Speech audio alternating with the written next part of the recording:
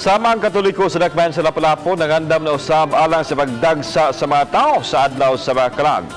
Ano ang report? Doon na mga tao nang limpyo sa mga lubnganan sa ilang mga mahal sa kinabuhi sementeryo sa humay-humay. Ang uban namintal sa mga nitso samtang uban na nagkot sanglit adlaw man sa tingdagkot ang Lunes. Sama na ining mga bata nga miuna sa pagduaw sa lubong sa ilang apuhan. Ang samang sa humay-humay ang usa sa nagsaon sa mga tao panahon sa kalag-kalag. Busa higpit ka seguridad ang ipatuman atol sa adlaw sa mga minatay. Medyo nasa 75% na ta sa clearing, no? Security is already in place. Coordination with the PNP is already done. Samtang sirada usab ang mga kalsada pasud sa sementeryo sa humay-humay.